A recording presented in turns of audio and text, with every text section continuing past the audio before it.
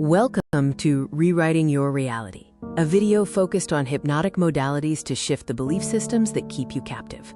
We will explore the journey from being subconsciously programmed to achieving quantum freedom. Get ready to dismantle everything you thought you knew about your own limitations. The mind's power is a historical fact. Franz Mesmer introduced animal magnetism in the 1700s. James Braid coined hypnotism, defining it as a focused physiological state. Crucially, before anesthesia, major surgeries were performed using this trance state, proving the mind's ability to override physical pain. My personal journey proves the mind transcends the body. A near-death experience revealed pure awareness. After being paralyzed, I reprogrammed my body through visualization and discipline. The core truth is that identity is the prison and the key. Your mind can reshape reality itself.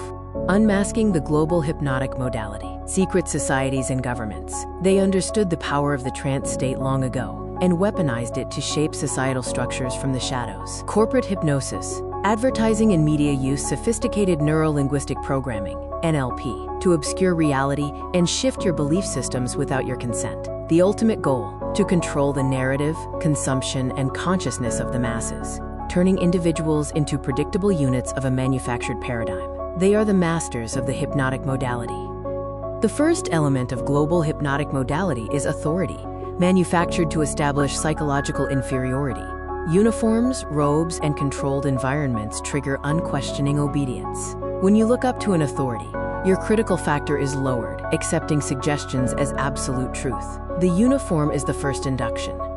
The second element is translogic, a self-contained system logical only within its own framework. This creates a closed loop of reasoning. A doctrine establishes ultimate authority, turning rules into absolute truths. The paradigm acts as a perceptual filter, making external manipulation feel like internal conviction. The third element is overload, creating an intense, rapid-fire experience that bypasses the conscious mind. Techniques include sensory saturation, emotional triggers, and message overload. This forces the subject to feel something profound, anchoring the belief without rational scrutiny. The heart accepts what the head has no time to question. The grand illusion is when you become your own hypnotist. Division keeps us fighting each other, distracting us from the masters of the modality. They use filtered evidence to make you doubt your power. The ultimate control is when you self-hypnotize with their suggestions. I am not enough. This is the self-hypnosis of suffering. The quick release uses the Sedona method to clear emotional debris. Emotional baggage is just something you are holding on to. You can drop it using these 4 questions. Could I let this feeling go? Would I let this feeling go? When? Answer. Now. Repeat until you feel a tangible shift in your state. The reframe shifts meaning and reality. Change the meaning you attach to an event, and you change your emotional response. Content reframing actively searches for the positive intent or hidden benefit. Failure is just data and feedback. A block is a stepping stone. Change the question to change the destination. You are already in a trance. Self-hypnosis is choosing your own program. This is your new operating system. Use a simple countdown to enter a deep state and plant empowering beliefs into your subconscious mind. Consistent practice rewrites your core identity, dissolving suffering and manifesting the quantum you. Are you ready to take your quantum leap? This exclusive transformation package offers the book 30 Days to the Quantum You, custom video masterclasses, and a personal Zoom session for deep work. Stop fighting the illusion and start rewriting your reality today.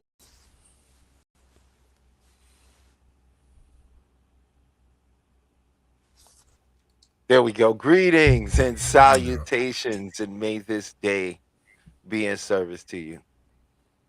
Happy June, and welcome to Beyond the Mind. I'm your host, Talib, and I'm not here to teach you. I'm only here to remind you. And of course, always with me is my wonderfully delightful, highly intelligent, super charismatic co-host, Saffron. How you guys doing today out there in the world? I hope you guys had an amazing week. If you like, put in the chat, let me know how your week went. Did you overcome challenges this week? Did you meet new challenges this week? Did you come to deeper realizations? Or did you find something new to ponder? Whatever that is, please share. because we love to hear about it. And today's topic is, I think, a really interesting one. And I'm going to open up the lines early about this one because I feel like a lot of people would love to chime in. Today's topic is life coaching the new therapy? Has life coaching become an alternative to the average person's mind to therapy? And before we get into that beautiful topic, and we might even get in because my brother Chef here is was celebrating Juneteenth today. We were talking about some of that earlier. He was telling me about the celebrations in LA and how him and his daughter would spend this time together. So normally I like to just spend a lot of time speaking about stuff for the mind, but today, hey, we might drift a little into that because it is a day of celebration and it is a day of acknowledgement. And regardless of how some may feel or not feel, I will honor the feelings of those that mean something to me and my own feelings. And we will give a little bit maybe about that and just get into it a little bit. And we'll try to not get too controversial about it, but hey, we are uh we are like trees. So we just go where the wind blows. So if we go a little bit there, we'll go there. It's okay. We know how to come back. We know how to disassociate, to not claim the thing, but to observe the thing. And so Mhm. we'll be able to bring it back into the range. But Seth, how you doing today? Oh man, I'm doing great. It's a beautiful day. I spent a little time with my daughter, and then she ran off with her friends. Yeah, summer's beginning. It's things are starting to look brighter every day. Um, how are you? I am magnanimous. Yeah, yeah. So, um, life coaching, right? Like, there are a lot of new life coaches. There are a lot of them, and I do think that in some ways, for some people, they do replace a therapist because I think some feel like, hey, if they're doing the work, then what else do they need, right? Or if they're doing some work, what else do they need? So I think some people in that particular category may Mm, end up falling short. Um, because I don't think it's a lack of work. I think it's just a lack of knowing what work to do and then settling, right? Because there's always expansion. Like how you and I have conversations. I see a therapist and a hypnotherapist because this is what we probably should do, right? Because we take on a lot of different energies and a lot of different personalities. So for us, we need to make sure we get things off of our chests. So in that rate, in that manner, you know, I do see people wanting to find a new way of doing things because the traditional way doesn't necessarily work for everyone anymore.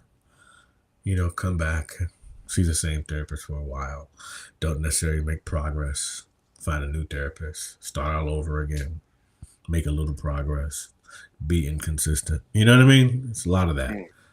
So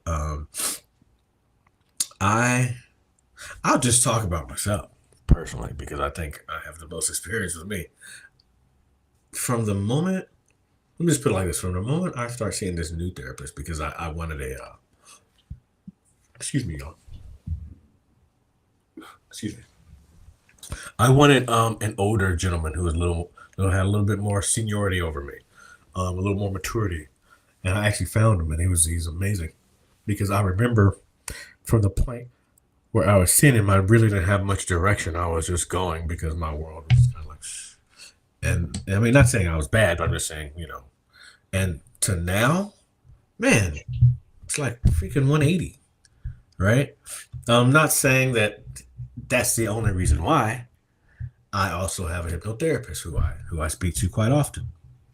Um, you know, I have a physical therapist. You know what I mean? There's levels to this, so you just don't say, "Hey, I'm good here." When you have different levels of growth and help that you actually need to put in, or work that you need to put in. Excuse me.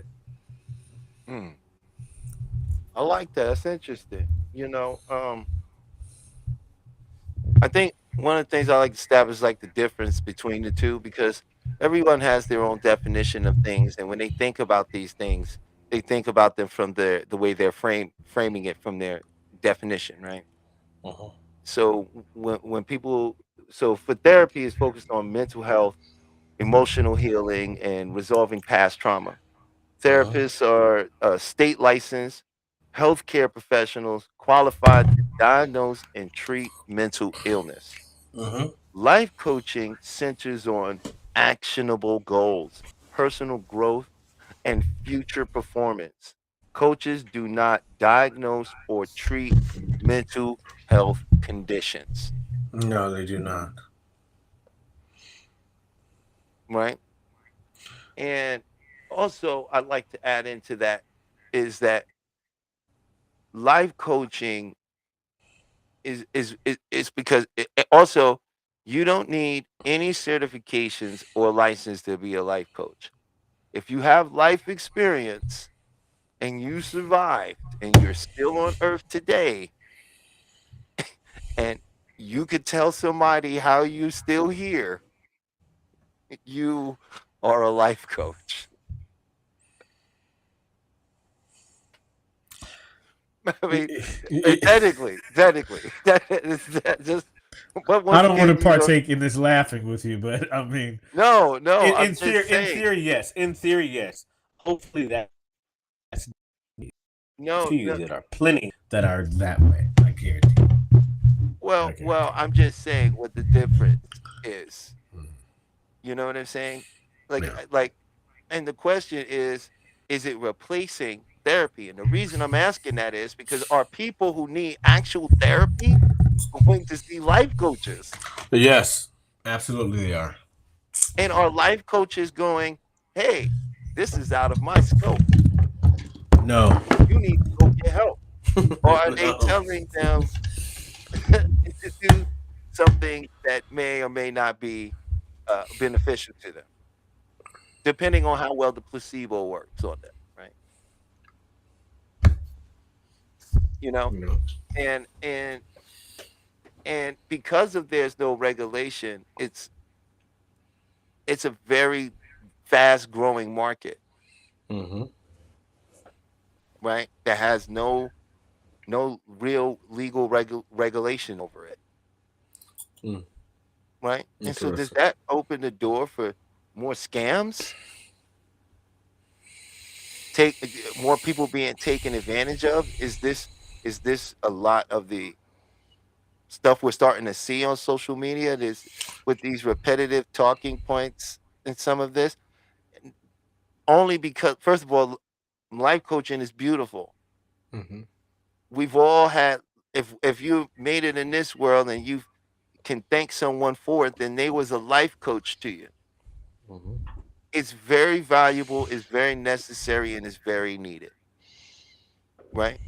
Mm-hmm. But I'm just asking if maybe we can put a little bit of a objective kind of eye on it, or subjective eye on it, and maybe step out of the framing a little bit and sort of look at where we are right now with, you know, uh, uh, the stigma that's been sort of surrounding both of these, Mm.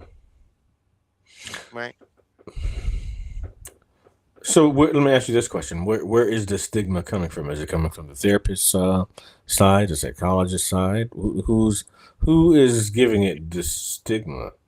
I think the stigma is coming Or from the, social media, from various aspects of programming and the way people think when they hear hypnotist, they think that. Let me show you. Dang, I am such a stereotype right now, but it's not necessarily true.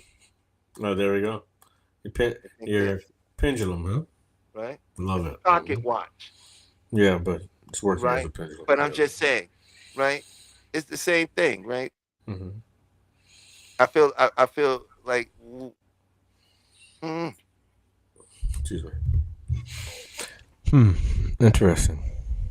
You know, today was actually all right. I would like to kind of mention this because I was in Leimert Park, and I'm not quite sure. I'm sure you know what Leimert Park is, but Hmm. for some of the viewers that don't necessarily know what Leimert Park is, Leimert Park is like the center of Black culture in Los Angeles, and they have a lot of Juneteenth things happening.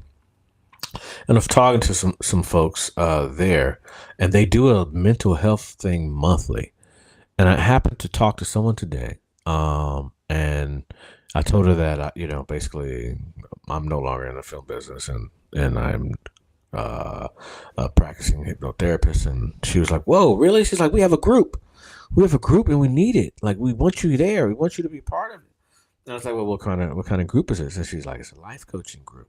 I was like, "Oh," so it's kind of funny that we're talking about that tonight, and then that happened literally. I didn't really put things together, but I thought that was interesting that they have and they want me to be a part of it because obviously there's something that they would like to open up in themselves or figure out.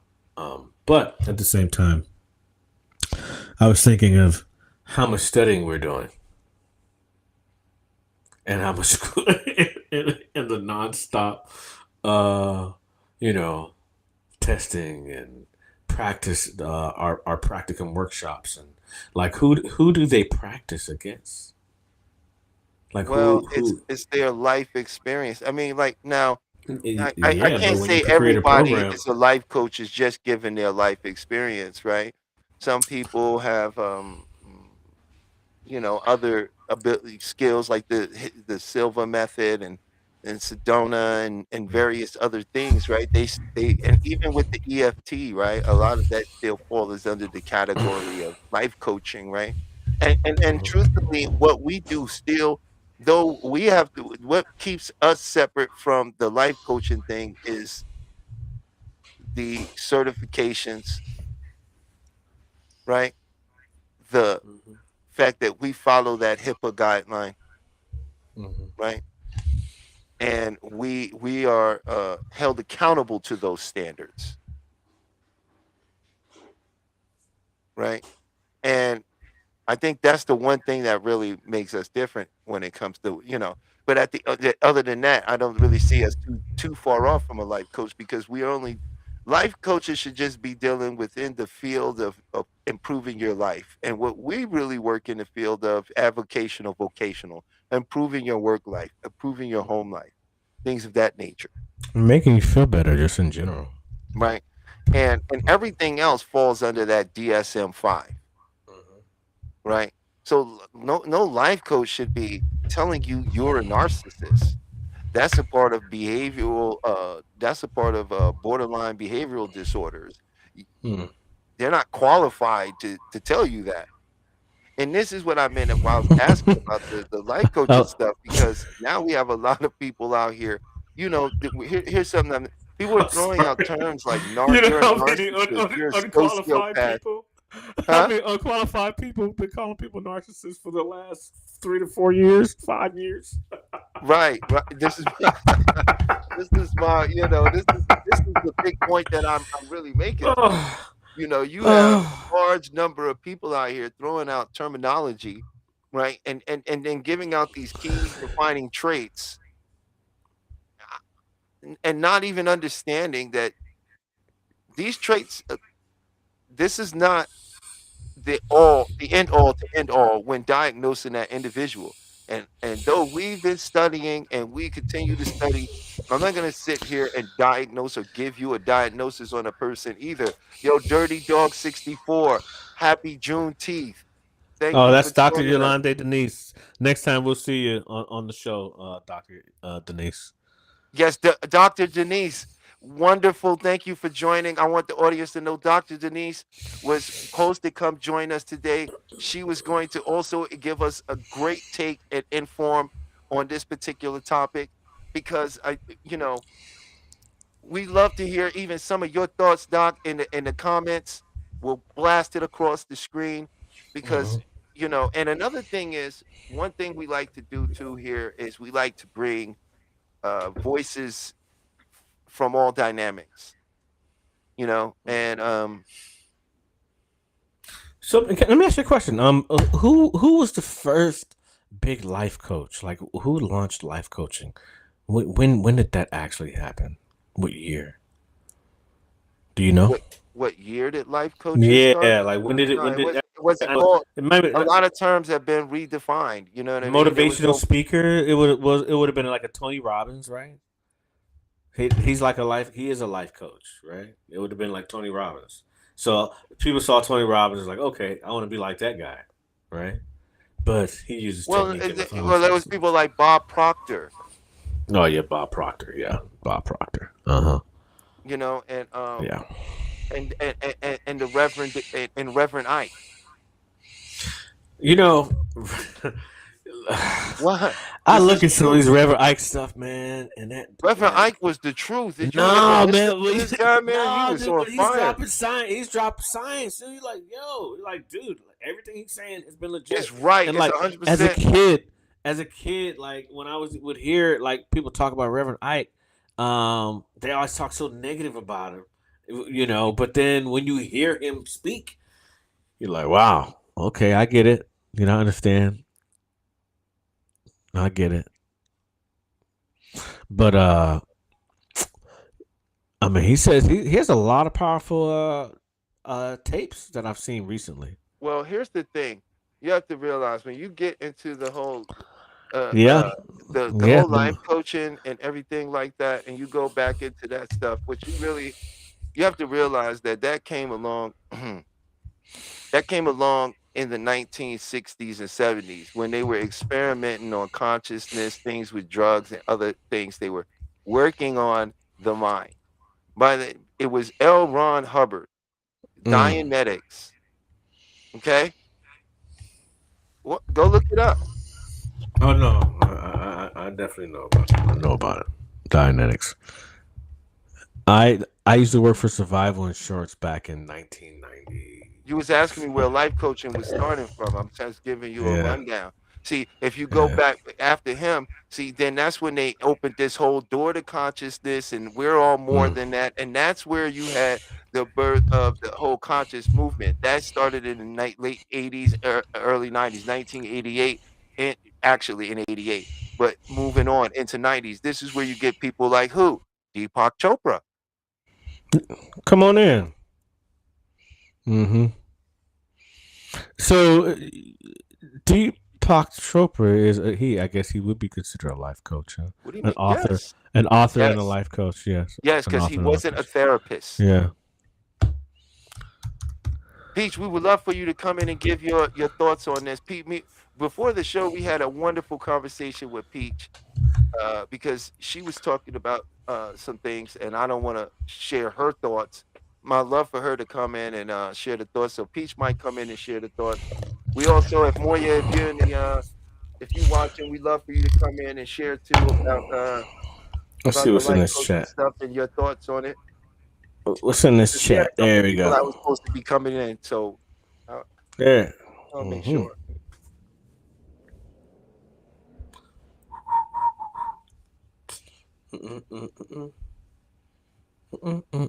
Yeah, that's beautiful. Here we go. So, have you ever had an experience with a life coach? Hmm? Have you ever had an experience with a life coach? You personally? Me personally, no, not someone who considered themselves to be a life coach, but I've had several mentors throughout my life. But mostly, primarily for me, I lived in a school for Kung Fu. My best friend went and lived in the mountain and learned some ancient martial arts and came back, and I became the first disciple. Hey, there she is. There she is. So it says in the comments, Thomas Leonard is the founding father of professional life coaching. Oh, okay. I love it. Okay. So what did you guys want me to talk about in reference to life coaching? And this is why we're getting Doc to come in. Have you ever had an experience with a life coach, Peach?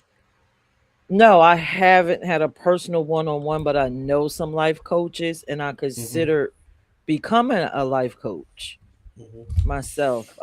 You can actually get certified, even though Mm-hmm. you don't need the certification. But I do believe that it's going to eventually become board regulated. I'm not too sure how many years out from now, but I did see that. That kind of detoured me from doing it because I'm like, if it's going to become board regulated, I might as well wait before I waste my money.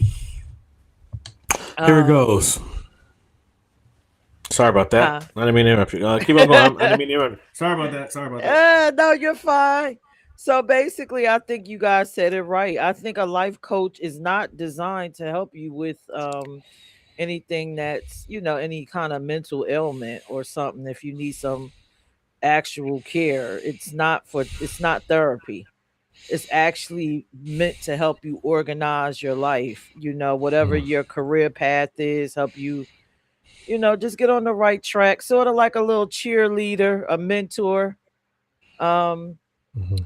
I just, I did hear some of what y'all said about the part, would it be like, what did you say? I'm trying to find a better word. Talib said, are people getting ripped off in a sense or whatever? Mm-hmm. I can say yes and no.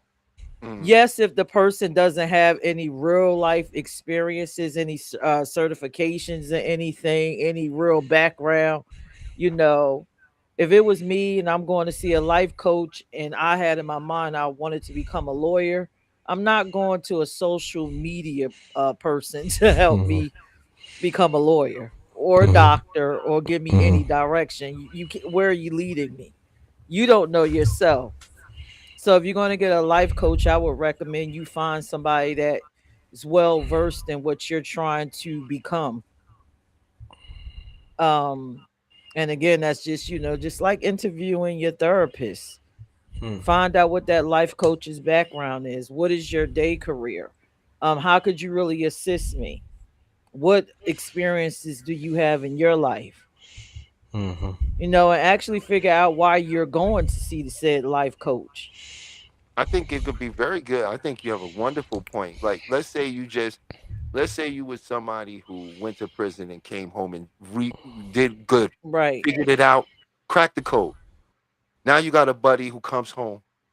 This is all new to him, right? He comes to you, hey man, I don't know what I'm doing. I'm spinning in circles. I feel like I'm sinking on the inside.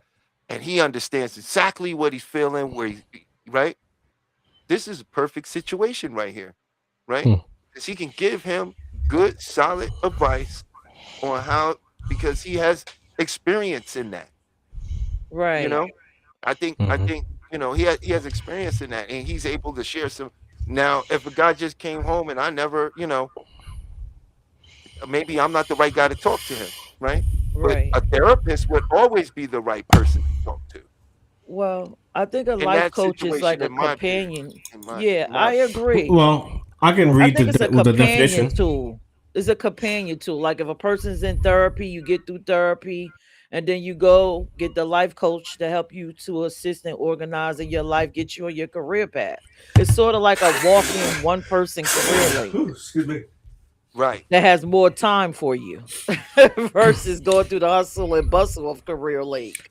Well, Mm, here goes Thomas J. Leonard, born yep. 1955 to 2003, widely considered as a father of professional coaching. He was instrumental in transforming coaching and informal practice into a recognized profession in the early 1990s. His major contributions include founded Coach U in 1992, helped establish the International Coach Federation in 1995, which became a global standard-setting body for coach credentialing. Co-founded Coachville in 2000, creating one of the largest online coaching communities of its time. Founded International Association of Coaching in 2003 and authored several influential books, including The Portable Coach, Become a Coach, and Simply Brilliant. Um, his philosophy was centered on helping people design lives that were aligned, simplified, and intentionally created rather than merely fixing the problems. Yeah, and instead of using regular treatment, through traditional therapy and peer counseling. He developed techniques focused on forward momentum, and he believes success relies on designing the right environment, habits, conditions, so that the personal and professional growth happens naturally. Right, but this is what I was telling you. It didn't start till the late '80s and until the '90s. That didn't even Yeah. exist, right? Because what we're calling life coaching is not even what he just described. Yeah. You know, life coaching now is manifestation. A lot of people misusing Tolley, right, and Casey, and all these various people, and Neville Goddard, right, and getting people to do affirmations and journaling. Like it I seems like don't know. the life coaching stuff that I see a lot of, right? Oh, I know Because like personal I'm life saying, coaches. there's it's categories of it, just like and I was going to bring up the counter to the other part, like therapy. There's something called psychosynthesis, which is a holistic approach to psychology and therapy, right? But the only form of therapy people think about when they hear therapy is sitting down and then going, so tell me what's going on. Okay. And how did that make you feel? Right. Okay. And just to be clear, you don't like yourself. You hate the way your feet smell. And you still have to take the bus. Did I get that right? Oh, our hour is up. Look, journaling. Process those feelings. And I'll see you next week.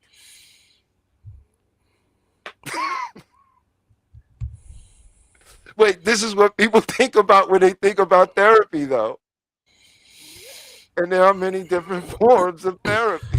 But one thing I can say about being, not saying that I can see that could trigger one's excitement in dealing with a life coach, because they're there to build them up.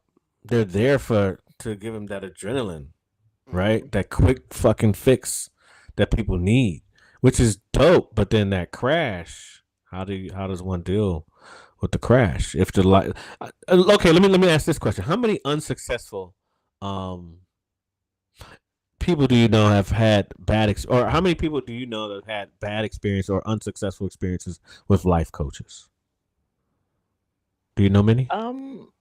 My friends have great experiences because the life coach don't just see you that one time. They actually assist you like a therapist. They create a whole plan.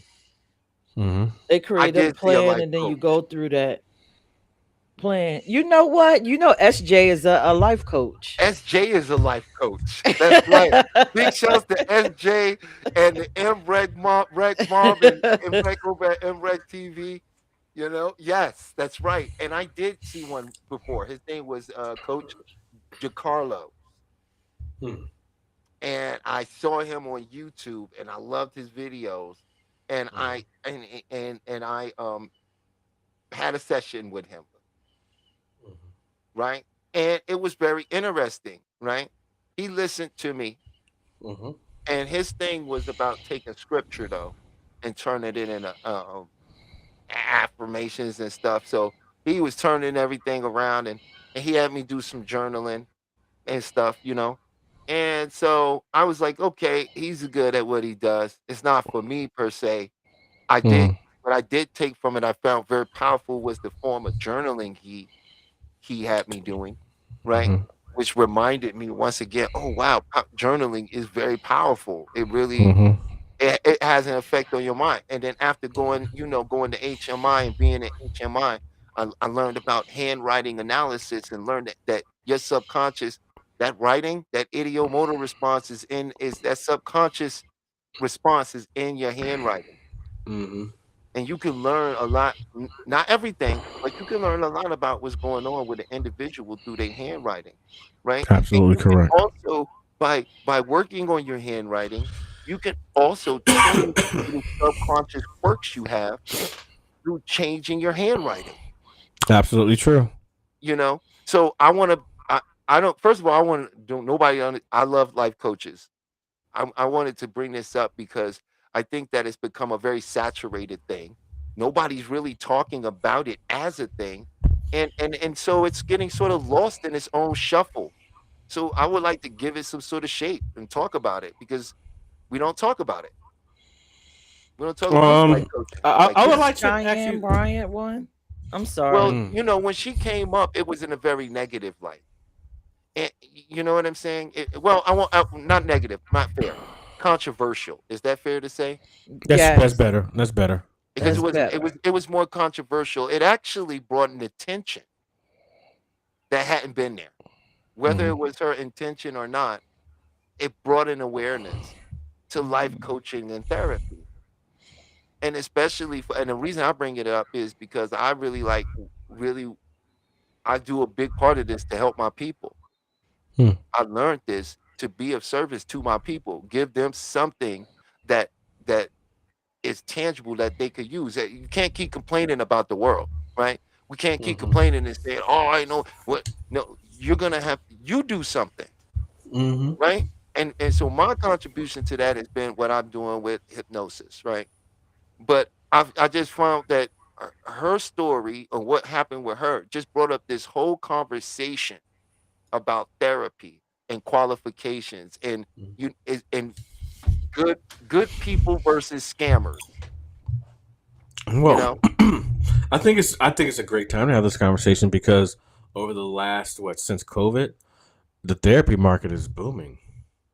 Therapists are making more money than they've probably ever made, like since COVID, because they can do it online, right? In terms of life coaches, Can you bring that comment back up? Hold your thought. Bring that comment back up. Doc made a comment. We want to get Doc's comment out there, right? Doc said, "Life coaching is a strategic project manager for your life, focusing on goals, action, and external plans." And that's what Peach was saying.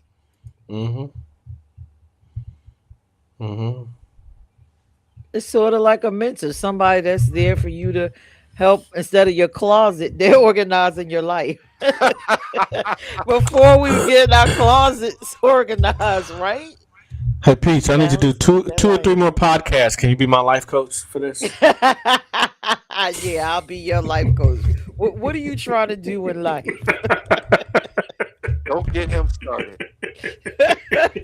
Yeah, he been mad at me lately. He been mad because I've been throwing jokes. This is why I keep saying, yeah, emo. He keeps using these words that do not contextualize what the literal thing that's happening. The inferences that go beyond the actual thing.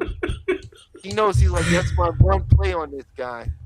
Now I'm developing a coat of armor to that. I'm just, I put my little invisible rose of protection in front of me. All the nonsense is get absorbed. You know what is going on? This show has actually got laughter in it. Oh yeah, it's good. We need to be laughing. It's Juneteenth, right? We free. Yeah.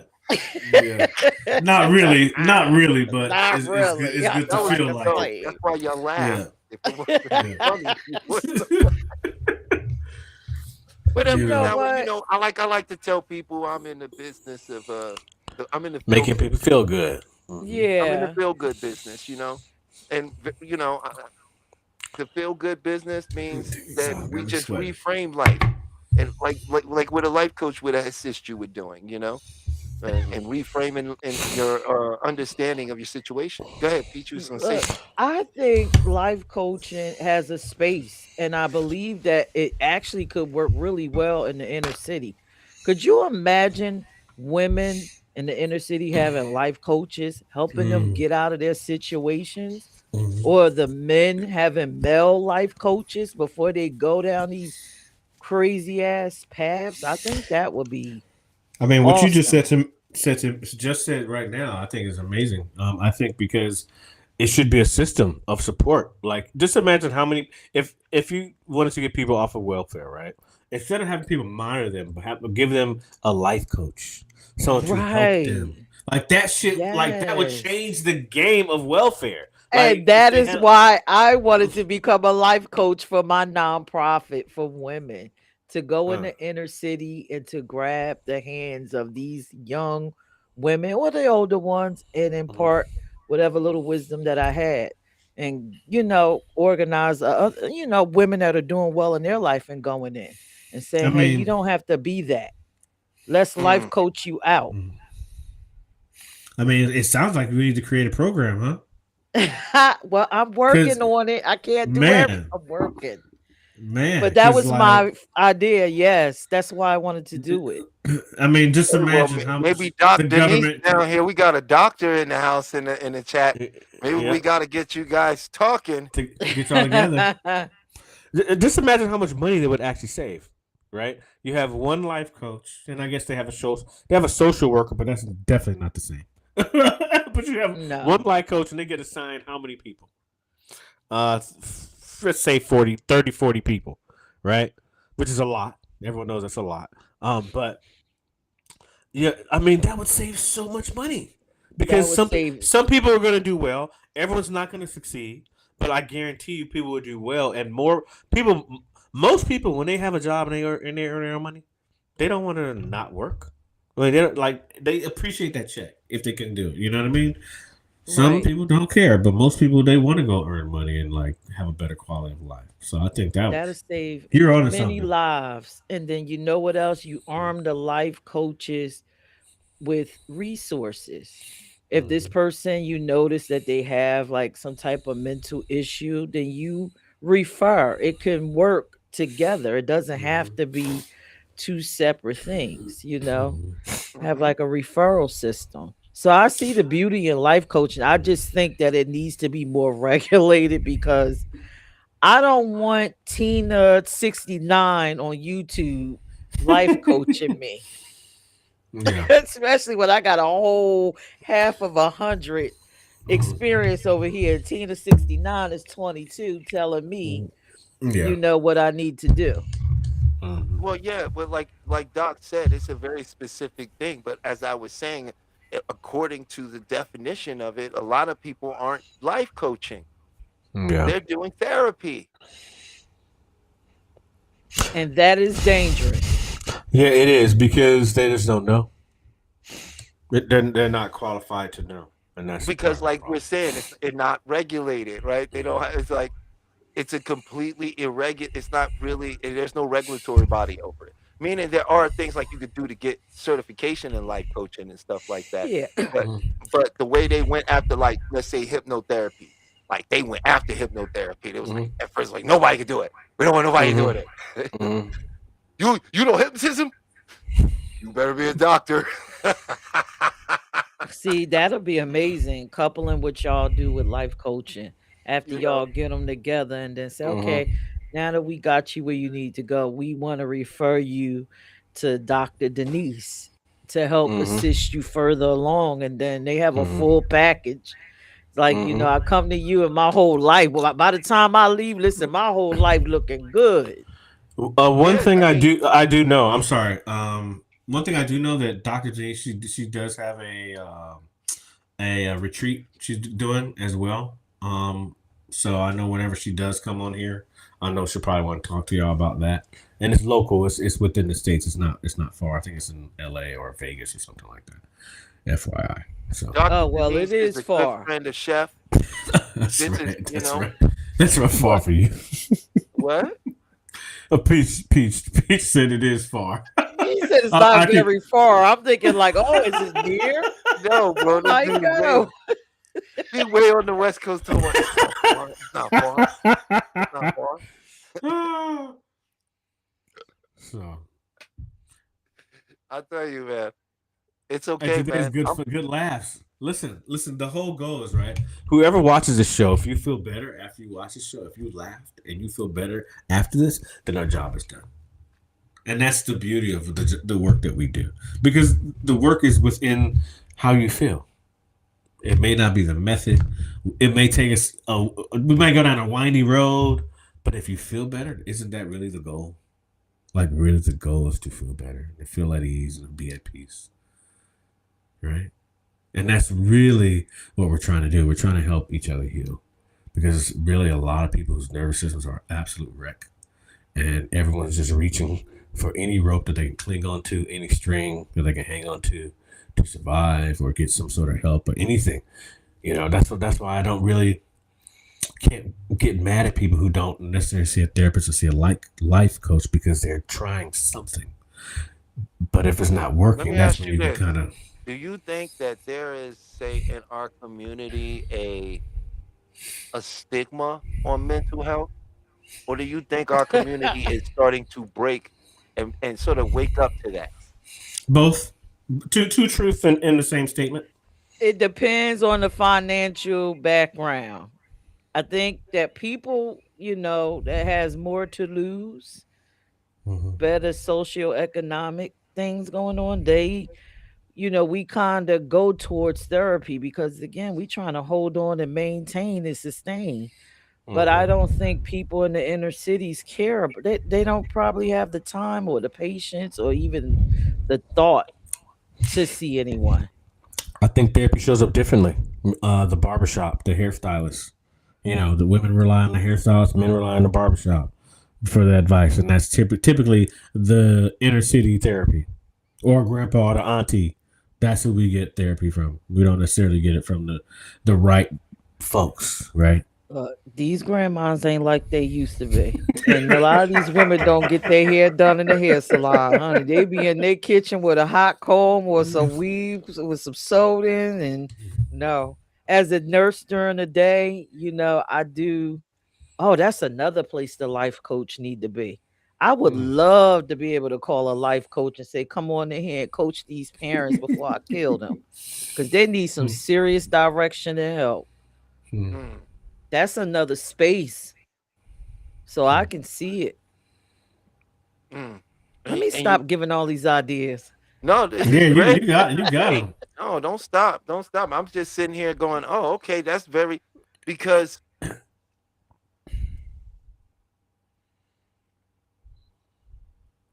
I don't know if it would be best for life. This is just I don't know. I don't know.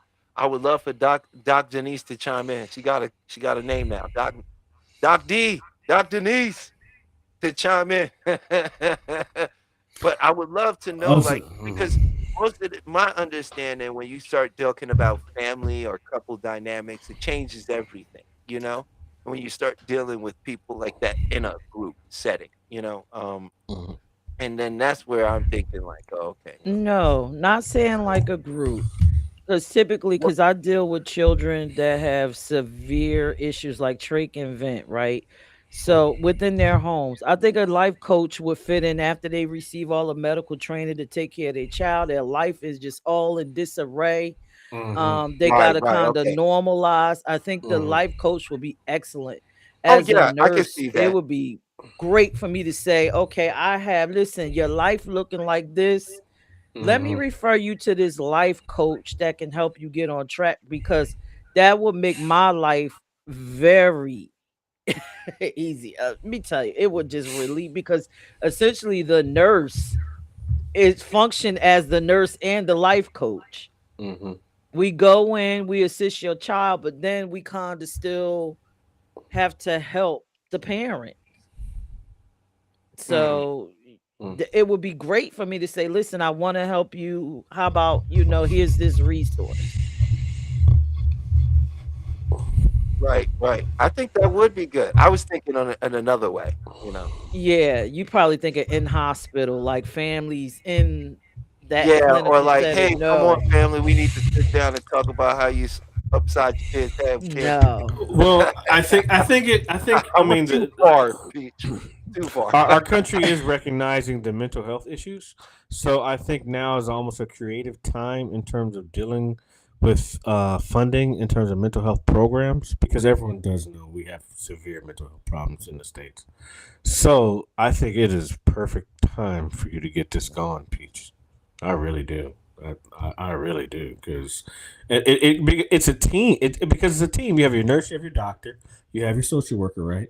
Then if they have a forced therapist, then they have to go see the psychiatrist or the psychologist or whatever it is they go see, and then after that they go home, and then that's it, right? They're missing that one part that they're missing, and there should be funding for that, because the money, and we all know the money's there, right? But I think we just need to create, since it's evolving, you need to create the position. Stay tuned. I'm working on something and I got a meeting on Sunday. So we're just going to Great. leave it there. All right, we'll stop talking about that. Y'all don't steal No, nothing here. I don't care, but I think, way on the West Coast, I just think it's a fabulous, I'd steal it. The more people that do it, the merrier, because I think we could reach our community much better than any other race could. I think the life coaching is the key to change, especially for the women. Is there a certain age demographic that you would say needs it the most in terms of women are concerned? I would love to get it gets tricky once you go under 18, but if you could capture like 18 to 21 really quick, I think that'd be good, because you could kind of change their life all the way around. Because a lot of these children, like I work in the inner city, the thoughts that they have on their mind, you just like, why? Even when I go inside these settings as a nurse, I feel like I'm a therapist, because I try to sit down with the children that's within the household and try to redirect. Like, no, you don't want to do that, baby. You might want to try this. Or have you ever thought about doing this? And then I'm talking to the family. Instead of you doing this, have you thought about, we got your child under control. You ever thought about going to school? Is it something you ever thought about? This is where the life coach need to come in. Because some of these parents ain't good ones. Yeah, but it would save us so much money overall. I'm thinking like, yo, because you're cutting back on so many other things, right? You're cutting back on, parents who need help. Typically the first thing that you notice are a child's attendance. Attendance starts getting screwed up. That's how you notice, right? And then after that, then you start noticing kids start getting into fights or start getting picked on or something like that, right? And then something drastic happens. And you're like, whoa, what's going on?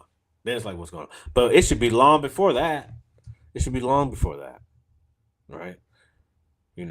And then you got to mix in the school counselor as well, because like you say, it's a team. It's really a team. And that life coach is the one person that can literally tie everything together. It's like the glue.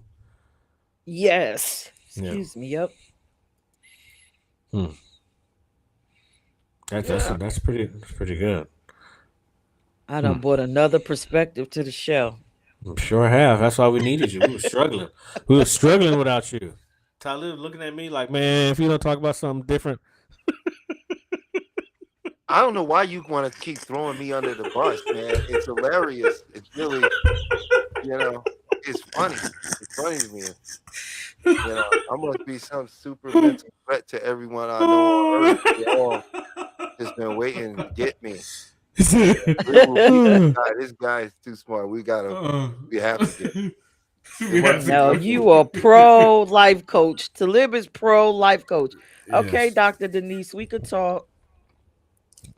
Oh, there we go. Says we need life coaches to combat this consumerism and waste our children and youth are obsessed with. Yeah.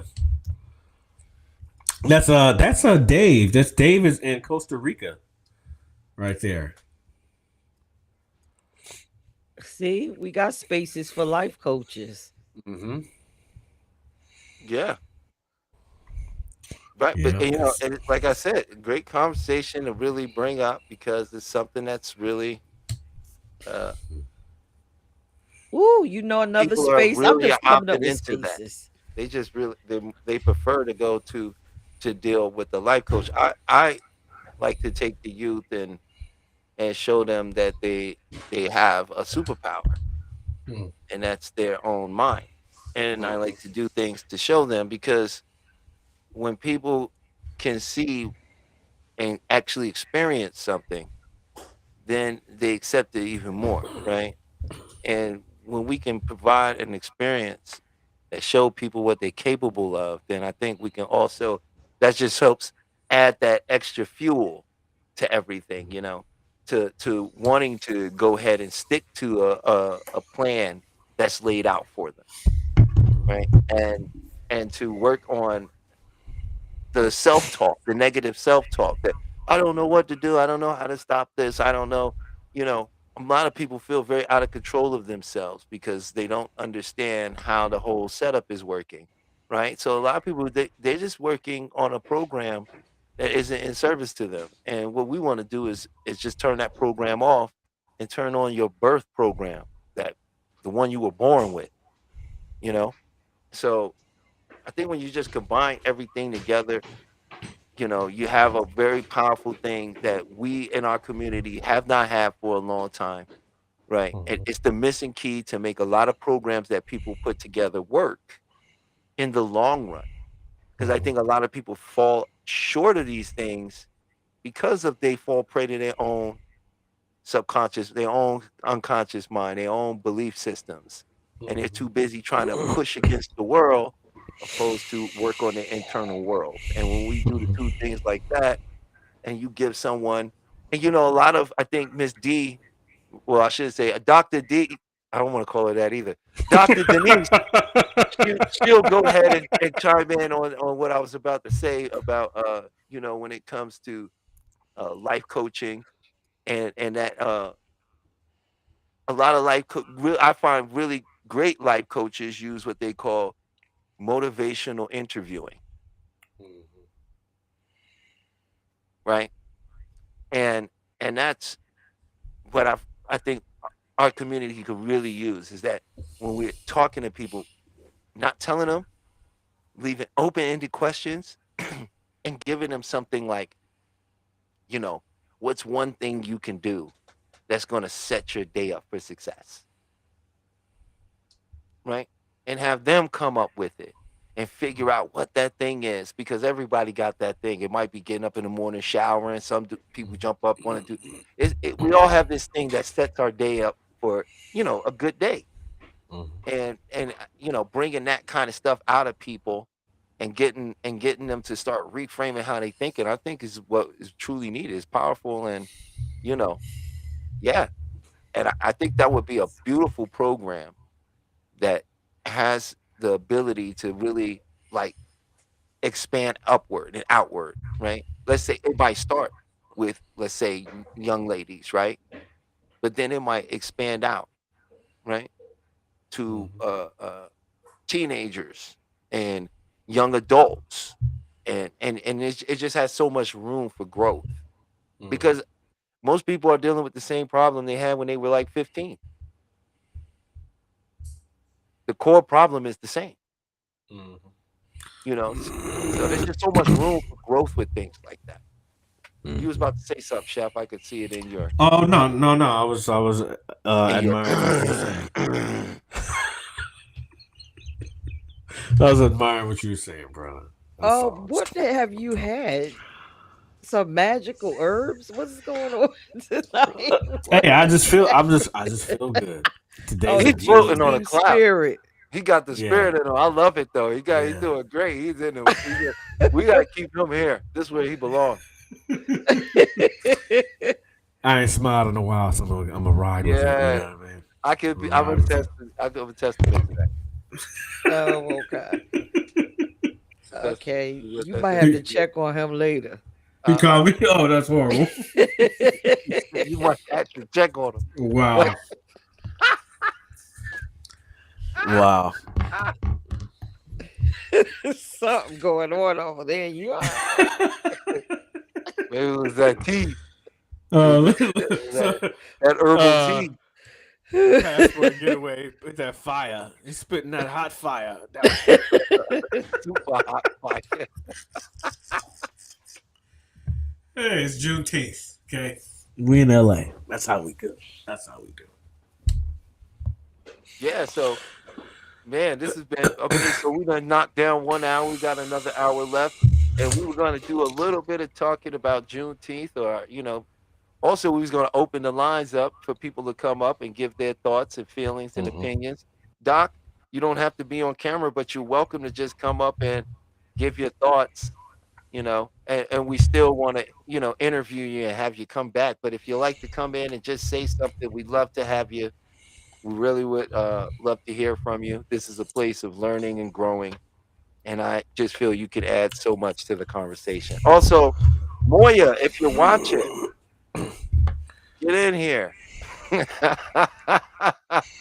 We love to get some of your thoughts and opinions on this stuff too, because I just feel like it's something that also, I did send this out to some of our fellow colleagues of HMI. So if any of you fellow colleagues at HMI are watching, you're more than welcome to come on in and give your theory of mind or your opinion on this life coaching and therapy situation. Yes. Could let me ask you this question: Could the football coach or basketball coach be considered the life coach?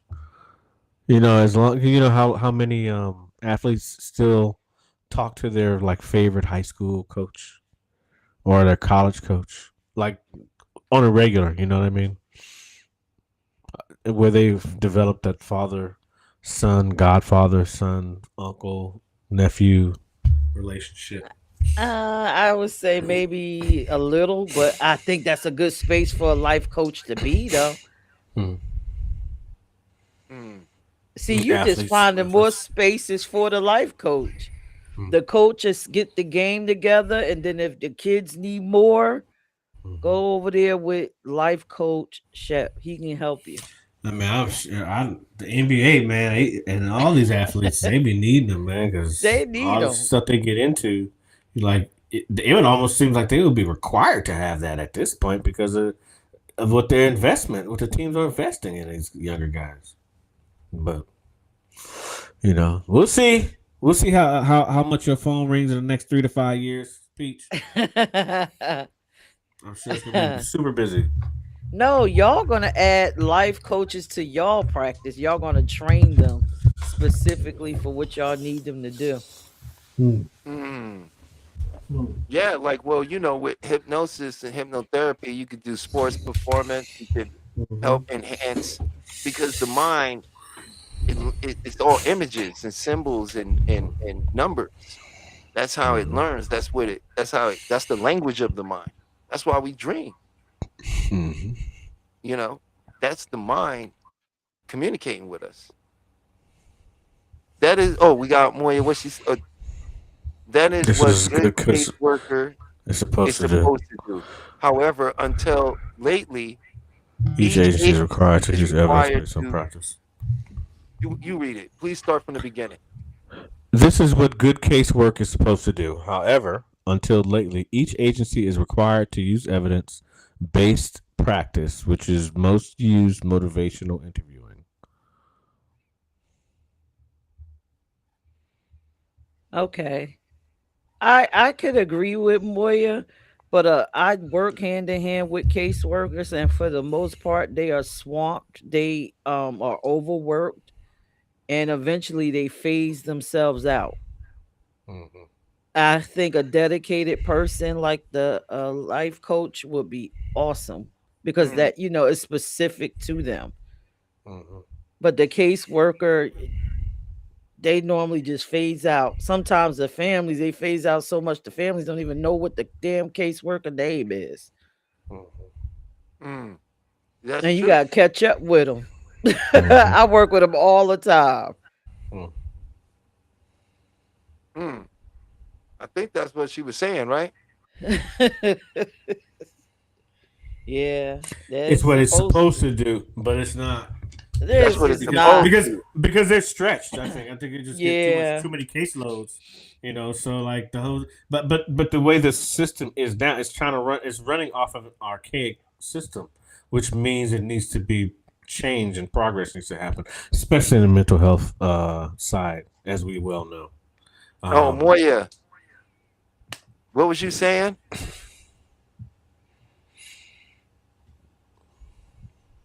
Hey, Happy Moya, Juneteenth, everybody. I think there's like a delay in our reception. I don't know. I Can you got hear you. me? Oh, Yeah. okay. Yes, we can. Okay. Mhm. Happy Juneteenth, everybody. I wish I Happy was on the West Juneteenth. Coast so Same I to could you. celebrate like you. soon as the show goes off, I'm out of here. I'm in them streets. Hey, listen, I ain't mad at you. It's about enjoying life. But to Yeah. your topic, which I think was really interesting, motivational interviewing is a great thing. And it should have been used in casework practice a long time ago. Where you were Mhm. talking about, I think your idea, Peach, I think it is. How you doing, Peach? Your idea is terrific, but it's that concept is really already in place, and that's what a good caseworker is supposed to do, right? Because that's what they're supposed to help people arrange their life, even while they're in that particular agency that they're in. For me, with foster care, we had a practice that we used, and it broke things down as life coaches. So I just was adding on that casework practice is a part and supposed to use motivational interviewing to encourage people to change, right? And encouraging people to change, you give them small steps. And these are things just like a life coach does. And I was just saying that historically, casework people were hired as caseworkers, and they kind of just they didn't know what they were doing. They were kind of winging it, so to speak. But in the last, I want to say like 10 years from my observation, because I've been in this field for a long time, they've now required agencies to be more specific, and they've required agencies to get evidence-based practices, which are motivational interviewing and things, other therapies, not therapies, other casework practices such as that. So I just wanted to add that to your conversation. I agree with you. I work with a lot of caseworkers on the medical side, but they're not as active. They come out maybe once every 6 months, and Mm. and they really uh, do virtually nothing unless you're on their back. And it's another thing, right? Why I am in favor of the life coaching is because of the trust factor. It's separate from um, the caseworker. The family would trust a separate entity outside of that. Mhm. Well, see, you got They to remember for me, I think, and when I interview, because I interview a lot of times for caseworkers, and what I try to do instead of just getting bodies, I really try to get people who are vested. Like, why do you like doing what you do? Because it really lies on the agency to hold those workers accountable right. to the work that they're doing. And you can't do something with everybody 6 months, especially if they came to you in crisis. Like that makes no sense. So the agencies really aren't held accountable to the types of workers, because you should be in this field and doing it because it's something that you like doing with people and you Ye- enjoy helping people. When you find those kind of people to work in these agencies and carry these kind of things with them, it's amazing what kind of work that they can do with a lot of the people that they work with. But when you get these mm, people who just come in and they just want a paycheck and they're not really invested, then you end up getting people like that who, who don't come to, who don't check up on people as much as they're supposed to, and they do the bare minimum. yeah. I find it fascinating, especially like the caseworkers for insurance. Like you're responsible Mm. for a whole lot of money and things that going on. Why do you show up 6 months or sometimes once a year? Like I'm literally hounding Mm. caseworkers for Mm. things, just for basic stuff like the basic needs that the children need or the family needs, like supplies, Mm. serious equipment. Mhm. It's ridiculous. So the caseworker don't even get to the point where they're actually assisting the mom. It's more or less, okay, you got this child that's born with these disabilities. You got to get trained. Do you have a house? Check. Do it look like you can mentally handle it? Check. Now let's get you in the house and make sure you got some supplies to get you started, and then we'll check up on you months later. It's ridiculous. I don't even see these families receiving therapy. I think what you do to live would be awesome for them too, but It's nothing. Mm. It's really nothing. And I probably shouldn't be this transparent talking about my career, but it is what it is. Well, you ain't mentioning nobody name. You ain't mentioning where it's at, what's going on. I don't know anything. Moya, what was you thinking Hmm. about the life? You had said something to me earlier, Moya, about life coaching. Yeah, I think some of these, I don't know. I'm careful in what I say. I try to be. Hmm. Hmm. I think a lot of these life coaches that you see, unfortunately, on this social media platform, a lot of them are just like gimmicks. Hmm. And Yes. unfortunately, because they're charismatic, they speak well, and they always speak to things that, that's on everybody's heart: money, relationships. These are so common. Everybody wants them, and they just have this great gift of gab. Like a car salesman. Like some people really are excellent at selling stuff. They really draw you in. You'd be ready to sell your soul just to get what they asking for. And that's unfortunately a lot of these people who are doing what's so-called job coaching. Not job coaching. I'm sorry, life coaching. And it's horrible because it starts to make it look bad, right? Because was this one that's called Coach Stormy? I don't know. She recently was almost indicted by the was it the FBI, because the way her marketing tool was was unrealistic, and she was inflating how much she was making, right? And they felt like it was causing people to go down, like buying all her stuff, because she was saying Yep. you can make all these millions of dollars. But I mean, Hmm. people like that, like, you're not a life coach. You're like a salesman, but you're selling Hmm. yourself as a life coach because you're telling Hmm. these people how they could be better. She was the one that was talking about the low vibration food. Do you guys remember that? It went viral a couple Hmm. of years ago. Somebody Yep. had a plate and she was talking about, I would never eat that. It's That's low that. Look at vibration that. food. That's low vibration. And I was like, she looked like she had a nice barbecue plate. What are you talking about? But she went viral for that. So some people like that make it gimmicky and are horrible. But then you Hmm. have, how do you, they overshadow the other good ones. Hmm. Right. Needs to be That's more why I wanted to do regulation. this show too, because that was my exact point. Like the overshadowing right now versus the people that's really out there doing good work. And the fact that, Right. life coaching is actually a great tool, right? It is. It really is. But it really right now, if you ask me, like, I'm sorry, I'm gonna say it again. But people throw this word around like it's candy, like it's literal bait for food. Narcissist, the Oh, sociopath. that, that and manifesting. Oh, oh, Oh yeah. let me show you Manifesting. how you need to manifest And your if you reality. don't, and if you don't do it hard enough and correct enough, you ain't gonna get what you want. See, I got this $1 million. Hmm. Let me show you how to Yeah. manifest instant. Here you go. Here you go. I'm going to show you how to manifest instantly. Do Right. this one trick for 7 days.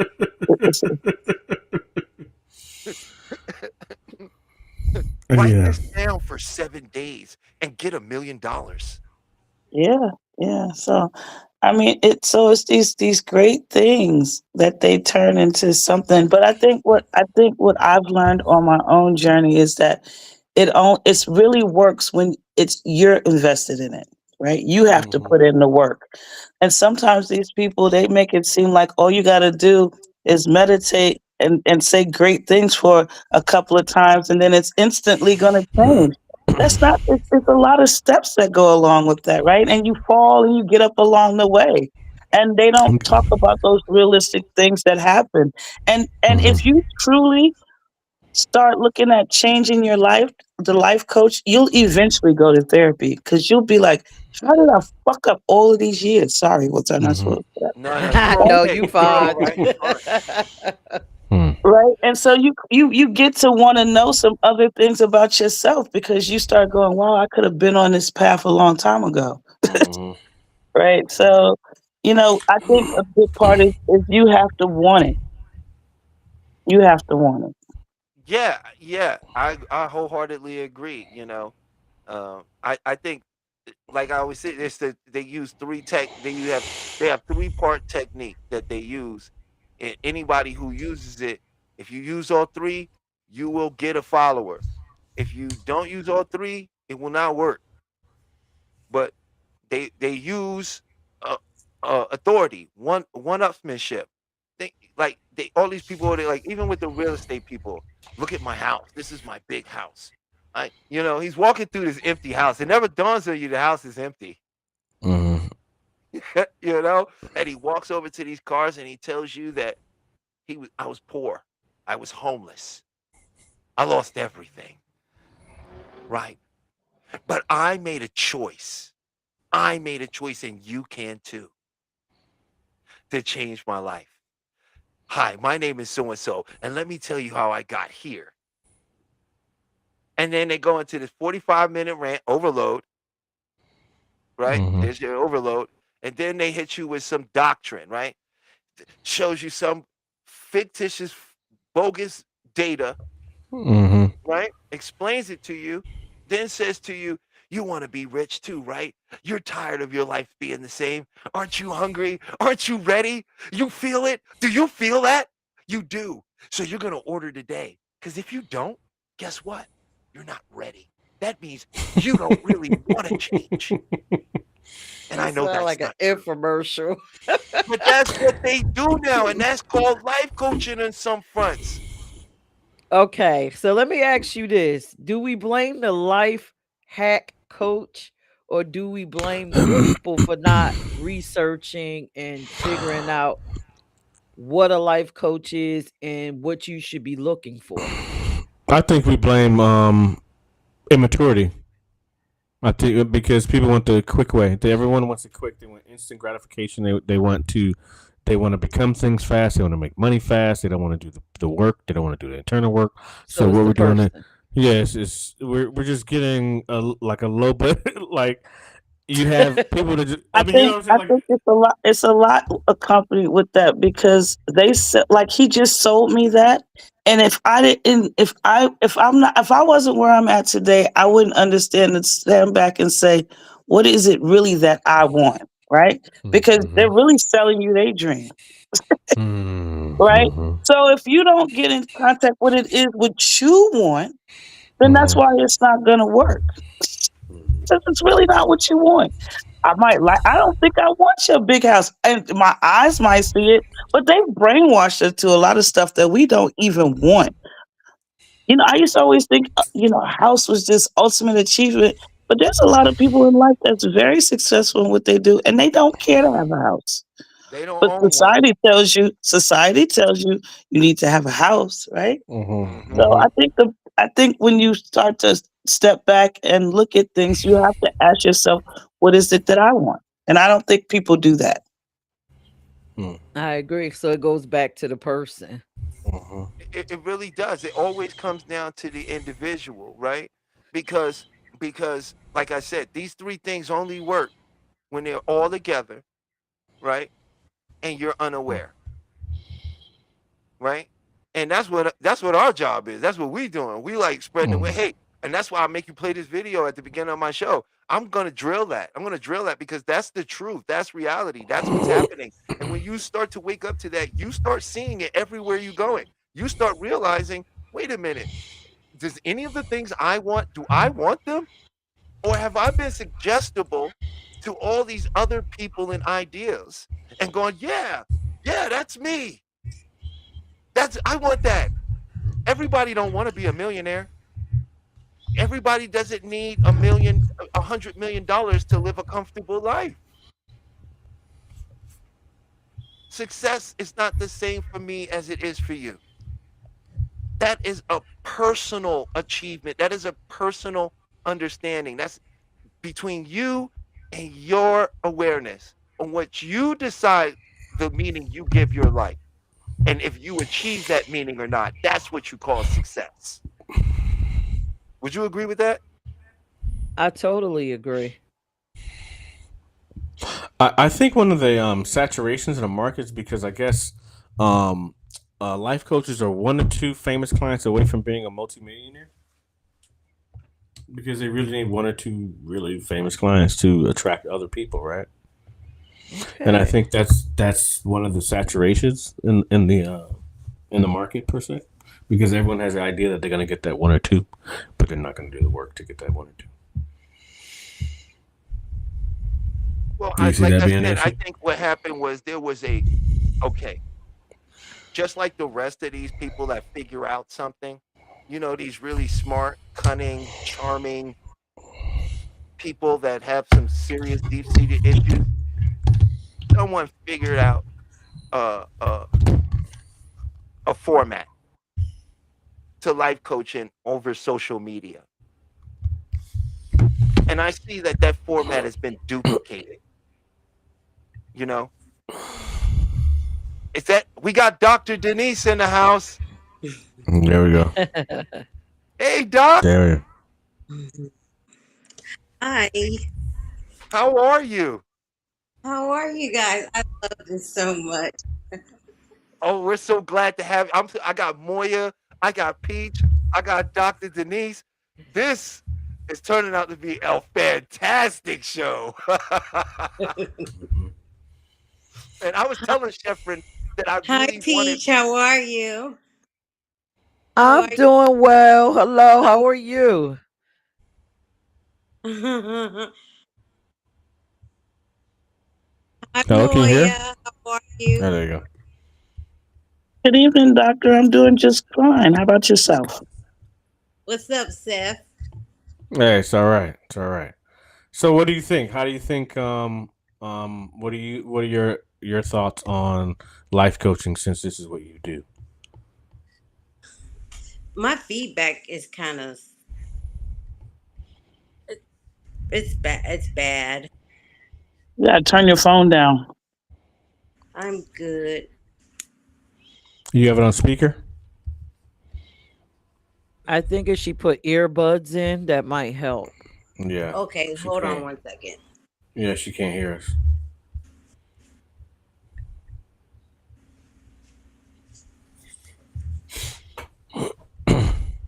All right. I think I'm gonna exit stage left and I'm gonna just watch. All right, Peach. Thank you. You're welcome. Oh, look, tell you you Peach, can't hear him thank now. you so much. You can hear me now. I saw my mute. I got my little button muted. But thank you, Peach. Thank you. First of all, for coming up here and speaking. And just so everybody know, y'all have to go. Please, please, please sign up, share Peach Entertainment. Okay. Please share the shows right now. Please share the shows. There are multiple ones. Your show. Oh, Oh, Is right. that Now we better? go. yeah, there you go. Oh, he's back. Yeah. And We Dr. have a Dr. political Denise, I think show, that is better. Uphill Battle, your show, Beyond the Mind, my multiple shows that speak about an array of topics. I have 2 nonprofits. I run a LGBTQ plus show. If you're an ally or a part of the community, you like to learn, tune into that on Tuesday. It's called LGBTQ plus and Black. I'm bringing a women's show back on Wednesdays. It's going to be filled with female entrepreneurs, which is the House of Peach. I'm not So sure if that's much. better. Yeah, it does. It Yep. sounds much better. Actually, you sound much better, Dr. Denise. Okay, but I think it's not too good on my end. Oh, Oh, we can you hear you. You sound sound great. wonderful. You sound great over here, though. So, you want to finish up what you were saying, Pete? Sorry about that. No, I'm good. And if anybody on here wants to I run a probably sound show, good for you guys, let but me it know. doesn't sound good on my end. She can't hear us. I don't think she can hear us. Oh, can I she don't know if hear? you can hear us. You can I hear think us, she can hear us. Dr. Denise? I don't think she can. No, I don't She think she gotta can hear us. she gotta go No. out and come back in. Yeah, here, let me text her. Or Yeah, either just, say what she wants to say. We can hear her. Yeah. I don't think she hears. I Or don't either think if she she can has her hear us. sound turned down. Yeah. Okay, how about this? Is that There we better? go. Yeah, Yep. you sound good over here. Can you hear us? No. Maybe, okay, I'll do that. I just sent her a text. Go out and come back in. Hopefully that works. So, 6:30, man. It's been a real fun show. I'm so glad you came in, Peach. That was awesome. It's Moya, you like still here? people coming in and out. This is what it's supposed to be. And this Oh is beautiful. yeah, Okay, it see is. how the lines are open if anybody else wants to come in and join us and give your thoughts and opinion. We want to thank you for joining us. This is Beyond the Mind Hypnosis. And my name is Talib with my good brother Stefan. We're both certified master hypnotists, and we are in our second year residency at HMI. We want to give a wonderful shout out to HMI. I want to give a wonderful shout out to everybody over at HMI: Alex, Shelby, Stephanie, Cheryl, Laurel, Denise, and also to some of my awesome colleagues like my buddy Matthew and Stephanie. And who else we got? We got Sean P, Layla, and to everybody, Ash. These are just all some of our wonderful colleagues that exist out there that may or may not be watching the show. We just want to send y'all a wonderful, wonderful, wonderful happy Friday and happy Juneteenth to everyone out there. And so, hey, Chef, this has been a really great show. I've really enjoyed this. This has been a lot of fun. I think this has been an engaging conversation.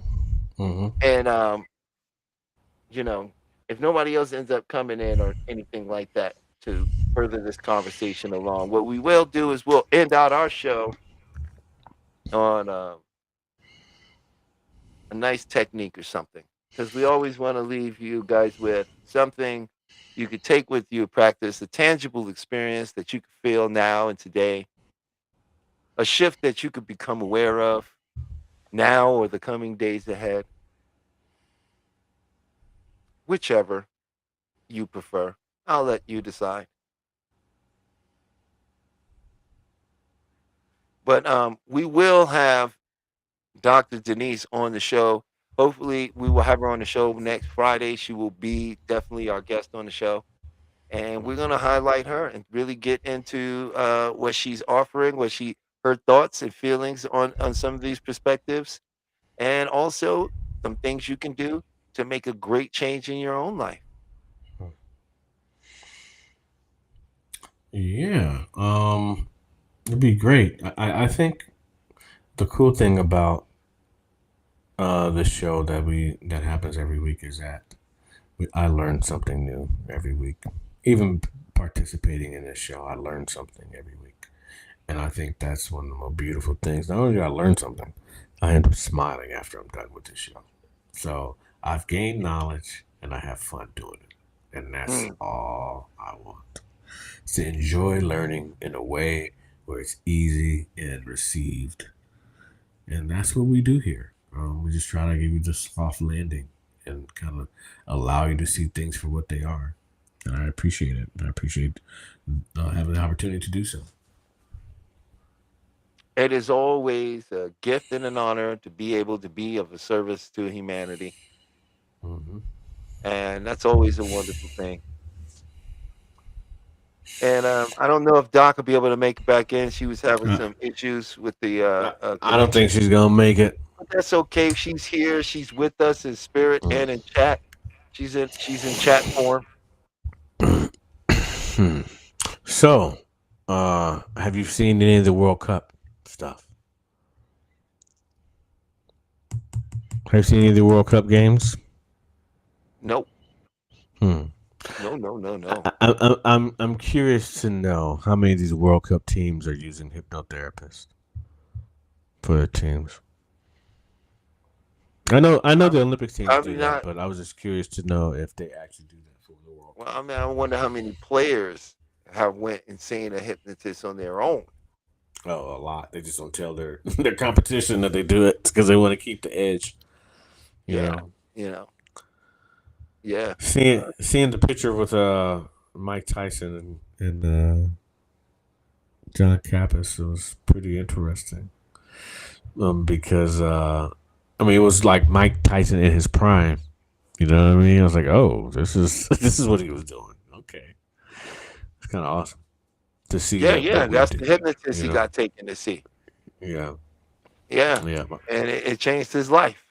Mm-hmm. And that's a great story. That's a wonderful, Yeah. true story. Yeah, it is. It is. One of the cool things about sports hypnosis is allowing that person to see their hero in themselves. It's amazing. They envision their hero in themselves. Like literally, put yourself in your hero. Boom, that's you. Go out and do this as a hero would do it. That is you. You believe it's you. It's amazing. I think that's amazing. An amazing journey that a person can have. Hypnosis, activating something they didn't even know existed. It's like the power within you, right? We just have to get there together.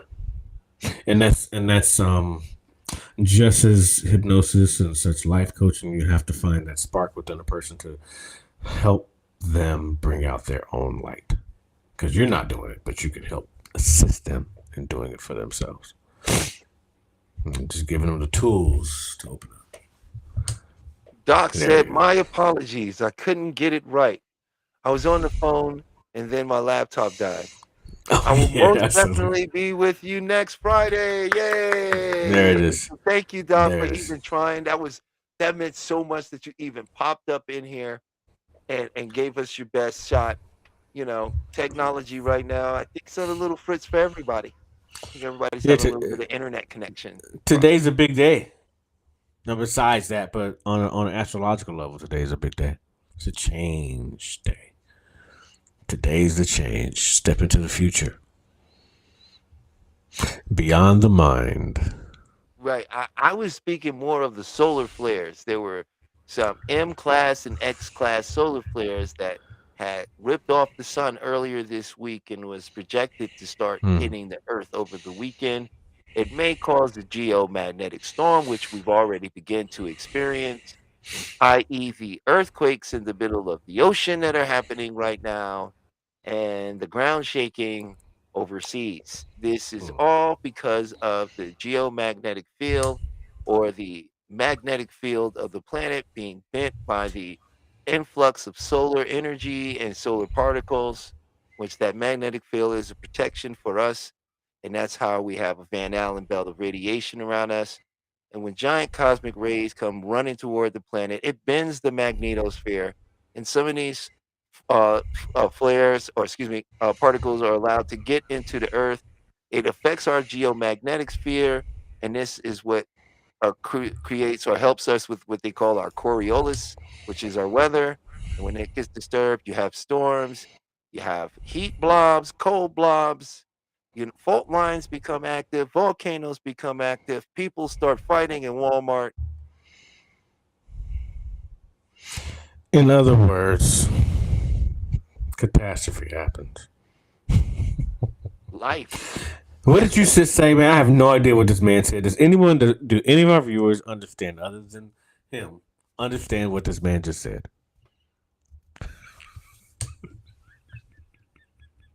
I think they understood me. I have faith in people. I didn't make the words up, so I'm not the only one that understood what I was saying. I didn't write it. Oh man! Oh man! I like I said, every time I come here, I learn something new, without a doubt.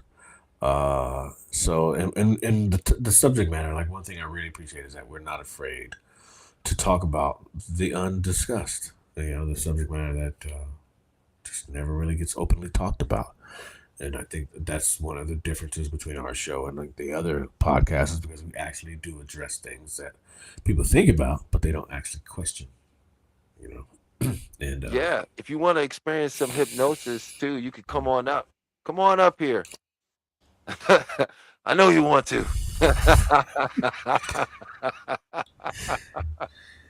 We need to start flashing that waiver. Start flashing that waiver before we do it too.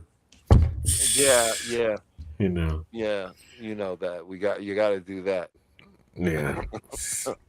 At least give the disclaimer, please do not Run it. operate heavy machinery or do anything that would require your full attention. Yeah, don't go drive a car after this. And then go. Don't go driving the car while it's happening. Don't do that. Yeah. Jeez. Oh man. But it's a beautiful Life. day. It's been a beautiful week. It's a lot of things happening positive. That well, you know, and oh wait, we got Your practical nature shines when care meets clarity, is what Talib said. Oh yeah, there you go. there it is. We got to get Doc up here, man. And she interpreted you. She gonna team up. It's gonna be y'all two against me. Watch. What? I have a partner against you? Really? Don't get me excited. I have a partner? Yay! Yeah, she's probably laughing right now, so I guarantee she's laughing. Good. Let's get him, Doc. I'm on your team.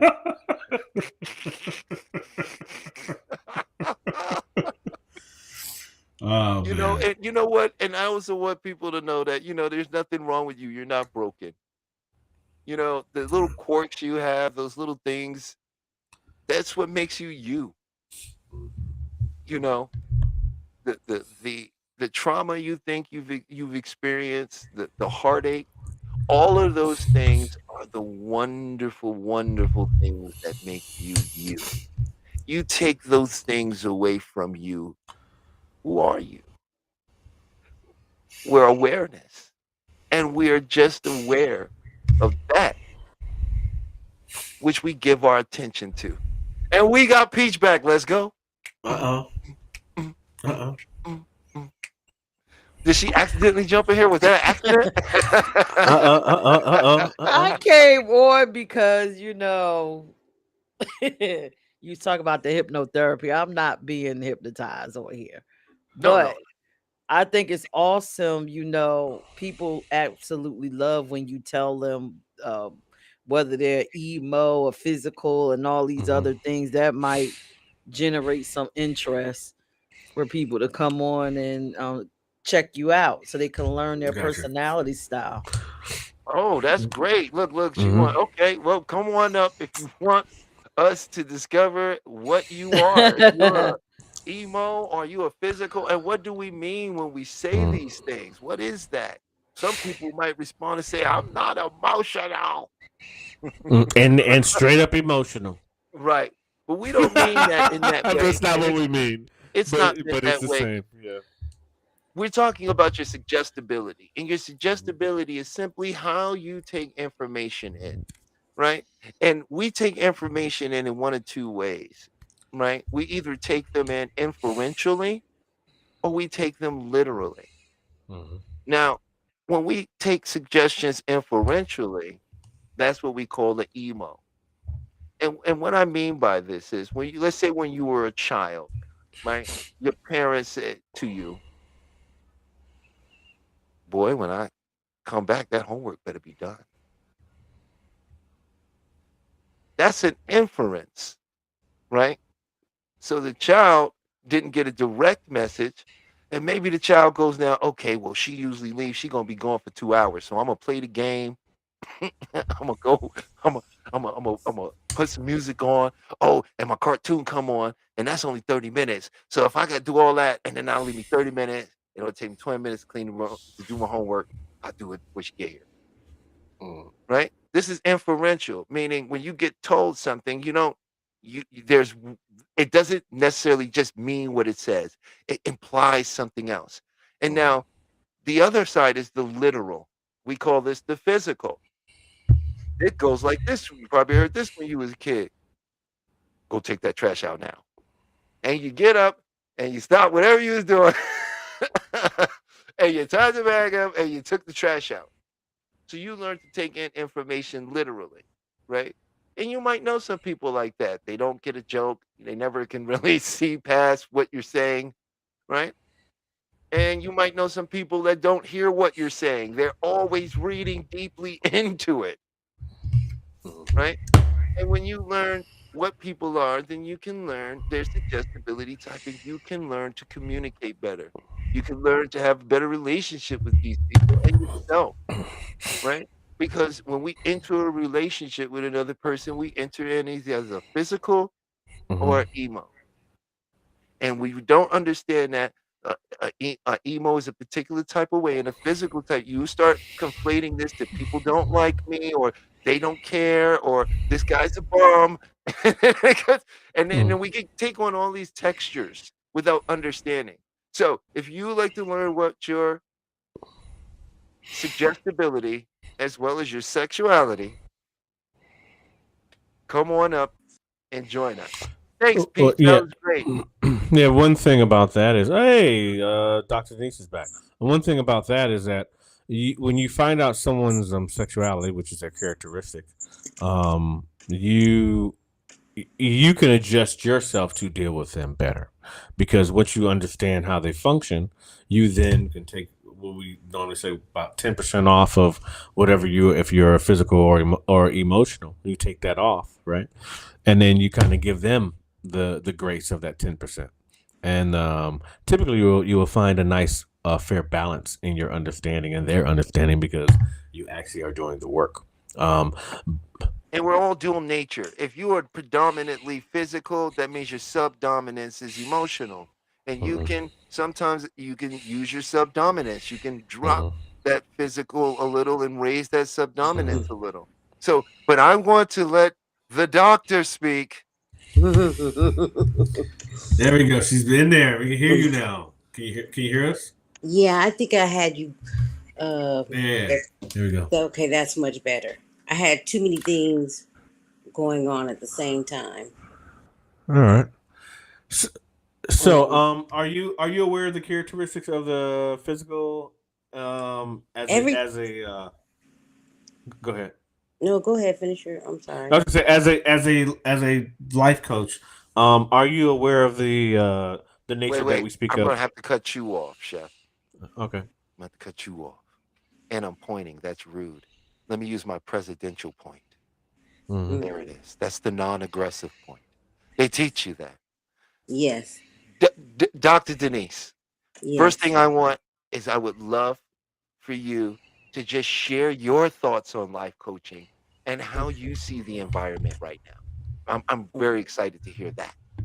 Mm. I actually love it all. Healing is help. I love the clinical side, and I also love the, I like to call it the healing side, because when you think of the clinical side, you think medicine. You automatically think prescription. I automatically think Walgreens. I liked your example, Talib, when you it described going to a therapist, which is a psychologist. I've been in therapy since I was in the third grade because of my own personal trauma, being molested in the second grade by a family member for over a year. So that caused a huge trauma in my own life. So I know what that conversation is and what it feels like. So growing up like that, then subsequently being date raped Mm. freshman year in college, returning to that, you're looking for safety. You're looking for comfort. You're also looking for love. There's so much confusion, and you're trying to figure out how to separate the two because you don't know which one is love. So, everything you guys have discussed for the last hour and a half has everything to do with emotions, Mhm. mindset, and clarity. Mhm. Yes, those three things you spoke of, Talib, the three strategies, your clinical work, Miss Peach, suffering, your hypnosis work, all those things have to do with your nervous system and how you're going to walk forward in life. That's why I love a life coach. because you do actually have time to sit, talk to someone, get to know someone, help them with every step of the day. It's like being an alcoholic or a drug addict. They don't know what to do with every step of the day. It is a disease, dis-ease. Motivation is an emotion. It leaves in 5 minutes. Motivation is not something that stays with you. So take out the word coach, you have the word life. And it goes up and down, and it starts the moment that you are born. So I love a counselor. I love a therapist. I don't like when people are taken advantage of. And we, since it's Juneteenth, we as African Americans have been taken advantage of since the beginning of time. So however we could put it together, y'all, to help us. So I could tell you my whole story, but I know your show is about to end in a couple of minutes. Oh no, no, we got I'm a so whole glad you episode. So came many on here. steps to get we to got this point We got a whole here. episode for you. We have a whole episode I for went you. through so many things and experienced so many things on different levels to get to this point, to get to here, to do exactly what you all are doing, to help everybody in each sector, because it does take a village. It is the Dr. Cheyenne Bryant thing. I'm gonna be real quick about that. She's from the West Coast. She's here from LA. She paid to play. She got in where she could fit in. Social media from the beginning, from 2006 when it hit the ground running, it was a tool for white people, okay, to stay connected after college so that they could have jobs, so that they could stay connected. And that's what we used it for. And it has just taken on a whole other level where it's easy for Pepsi, Toyota, it's easy for everybody now. So with that being said, she paid to play. She was here in Los Angeles. She knew people. She got on their platform. She told them what she did. And if people paid her to get the healing that they need, they paid her. And people saw her. And so for all the therapists out there who didn't have that platform, excuse me, I understand. I get it. But you can't be mad at her. I just hate they dragged her like that. They didn't have to drag her. They made an example out of her, but Yeah. but she kind of set herself up for that. She definitely that set too. herself up for that. So She did. you can't be out doing things wrong. Yeah, She didn't that's what I'm necessarily- saying. If you're gonna do it, But she didn't necessarily do anything wrong, but she kind of did. So because Yeah. she trademarked the it was doctor, a catch the doctor name. 22. Because if you're gonna heal people, they heal people. See, that's what There I'm you talking go. about. Yes. If you're gonna yes. do it right, do it right. If you're gonna Yeah. help somebody, help somebody. But This- money this was is the about- motivator, which is why Let me she just say this, if I she may, did that. Chef. Let me just Well, say, this again, I is said the pay to end. So, play. She did what Hollywood does. If you got the money to get in, you gonna get in. you know, That's like, I agree with you, Doc.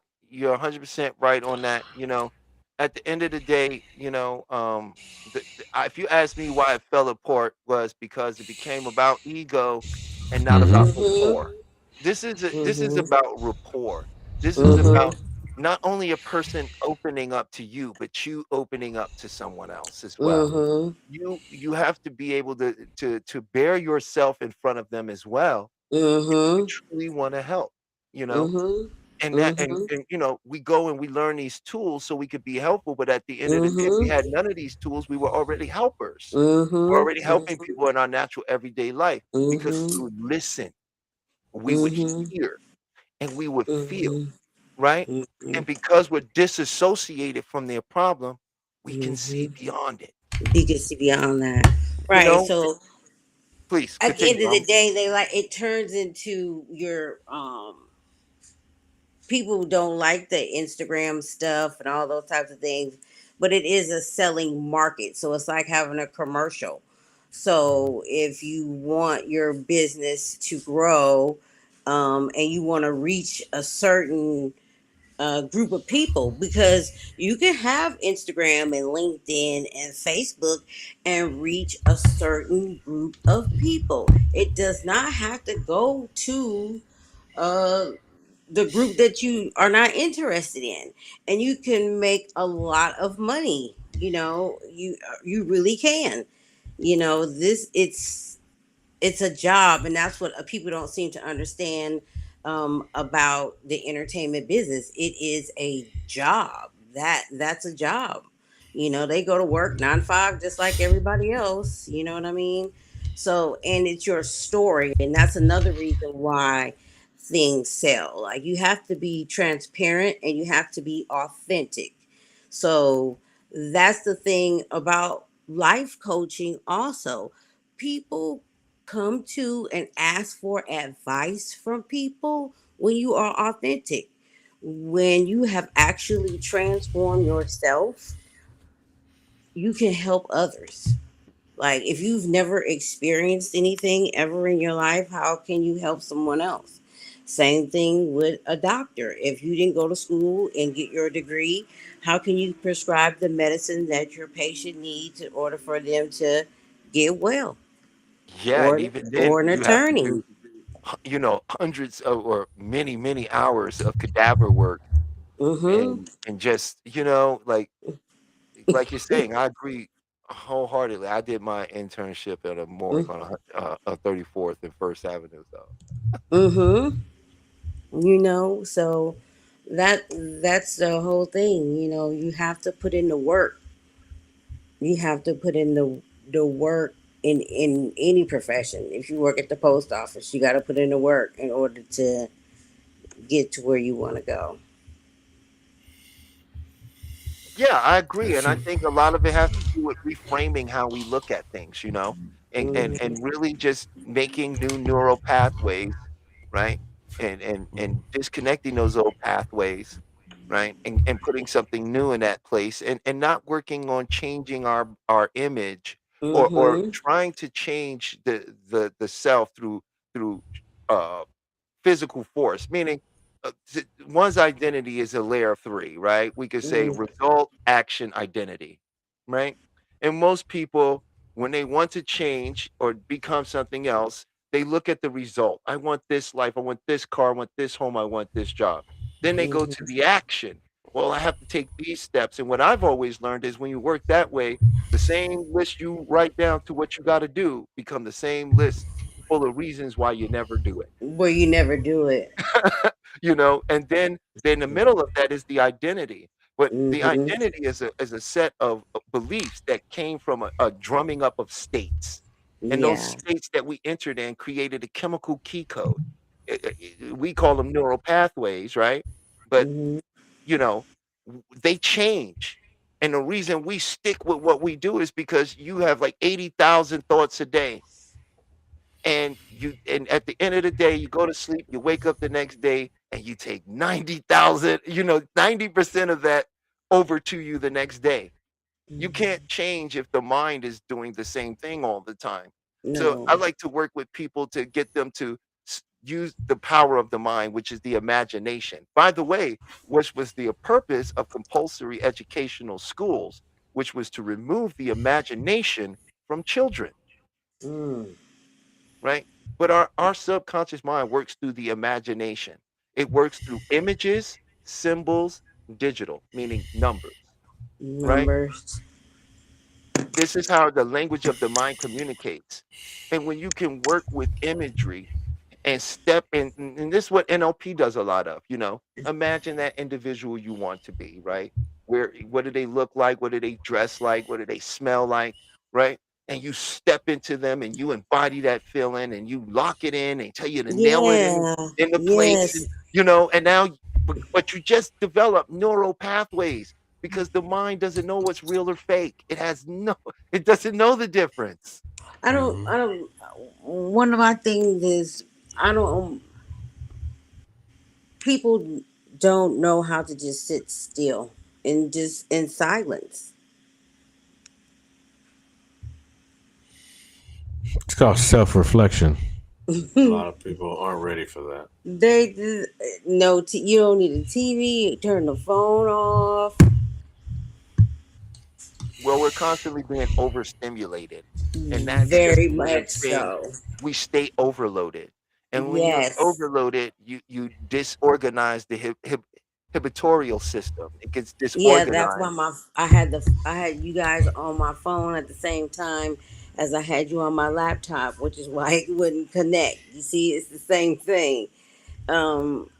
Yeah, And then you get triggered.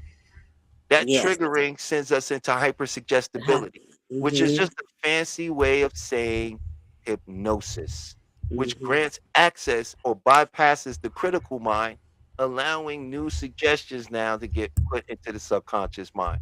And that's what happens when we sit around and we have the TV going and we're looking. Did you know that they baked into television shows something now called second screen? No, what is that? Netflix and them are aware that while you're watching a show, about 85, 87 to 90% of the show, you'll be staring at your phone. Hmm. So they dumb the scripts down, make them Oh yeah. repeat storylines and repeat Mhm. beats. So whenever you come out of watching your phone, it's very easy for you to follow along. Hmm. I'm leaving now. Mm-mm. We're all in a state of hypnosis, giving suggestions and being like, Yes, brother, yes, we are. I don't think a lot of people even know why they're upset. Yeah, see, that's bye. I'm leaving now. Happy Juneteenth. Doc, Period. we got you for Friday though. We I got you know. for Friday. I Cool. know. We're doing a whole piece on you, Doc. No, I'm here. I'm here for it. But see what I'm saying? Except We for I was so laughing when you were laughing. I was cracking up. I was laughing so Yeah, hard. No, because I feel like y'all gonna team up. It's cool. I'm ready for no, y'all. no, no, no, no, no. Not then. Before that, earlier Oh when you no, were laughing. I'm still ready. No, no, I'm no, still no. ready. Not then. Not then. Earlier, in the segment when you were laughing and everybody was saying they wish they were on the West Coast and you were really Oh laughing yeah. really hard. Yeah, you were Oh yeah. giggling. Yeah, Yeah. I was laughing at you. You'll be laughing at me. I This need show has shades like probably had Talib. the most laughter in it than we've ever had. I love it. Maybe we should Yeah, just yeah. start the whole doing this all the time. Well, typically we're A lot more serious, but today I came with the silly. So sometimes you got to be silly. It's all right. But Yeah. we're I gonna just want wind to. this down, huh? Yes, love yourselves. Good night. Hey Doc, where can take people care. find you before you get out of here? You gotta tell us where they can find you at. Home. All right, guys, go looking for her at home. Home. I'll You have want? everything. I'll have it for you next week. There we Awesome. go. All That's what's right. up. All right. Thank Good you God for night. bless. dropping in. Yeah. We really appreciate it. Well, I can't speak for him. I can speak for Peace. I really appreciate it. Right, Wow. exactly. You were right. Peace out. Take care. Love you. Well, man, this is a good show. Beyond the Mind. Thank you, Talib, for always inviting me in and being the guest host. I much appreciate it. You dropping knowledge and always teaching myself and someone else information. It's been a beautiful thing, and I'm always grateful to be here. Oh, thank you, brother. I'm always grateful to have you. You're such a wonderful friend. Me and this guy, we speak a lot outside of this show. We motivate each other. We hold each other accountable. And and it's really good. If you get you a friend that can hold you accountable, and that you can hold accountable, that won't get mad at you when you say, "Hey, what are you doing? How you doing that? That's not the plan." Get someone to hold you accountable, and get a friend you can hold accountable. Watch how far. You'd be surprised how far me and this guy's come since we've teamed up and become friends. It has truly been an amazing experience and very helpful to not just my personal life, but as well as to my business. It's been a wonderful experience on all fronts. So if you can get you a friend that can hold you accountable, so don't get nobody that talk too much and never do nothing. Don't do that. You don't want that kind of friend. You might want the friend that you might have to court a little bit to. That's the kind of friend you want. He's like, I'm about take care of business. That's the friend you want. But anyway, my name is Talib. I want to thank you all for joining us on this beautiful Juneteenth and Friday, the opening to the weekend, and also getting ready, opening up to the beginning of summer. So many things are beginning with this show. So I want to thank you for joining us. And just remember this, you're always right. And I know what you're going to say to me. You're wrong about that. I've been wrong. I've made mistakes. I've effed up in the past. And you know what I'm going to say to you? Aren't you right about that? So the real question becomes, people, what do you want to be right about? So ponder that this weekend. My name's Talib. That's Big Seth. We'll see you next week on Beyond the Mind. Thank you for joining us. And good night. Great seeing you guys. Welcome to Rewriting Your Reality, a video focused on hypnotic modalities to shift the belief systems that keep you captive. We will explore the journey from being subconsciously programmed to achieving quantum freedom. Get ready to dismantle everything you thought you knew about your own limitations. The mind's power is a historical fact. Franz Mesmer introduced animal magnetism in the 1700s. James Braid coined hypnotism, defining it as a focused physiological state. Crucially, before anesthesia, major surgeries were performed using this trance state, proving the mind's ability to override physical pain. My personal journey proves the mind transcends the body. A near-death experience revealed pure awareness. After being paralyzed, I reprogrammed my body through visualization and discipline. The core truth is that identity is the prison and the key. Your mind can reshape reality itself. Unmasking the global hypnotic modality. Secret societies and governments. They understood the power of the trance state long ago and weaponized it to shape societal structures from the shadows. Corporate hypnosis. Advertising and media use sophisticated neuro-linguistic programming, NLP, to obscure reality and shift your belief systems without your consent. The ultimate goal, to control the narrative, consumption, and consciousness of the masses, turning individuals into predictable units of a manufactured paradigm. They are the masters of the hypnotic modality. The first element of global hypnotic modality is authority, manufactured to establish psychological inferiority.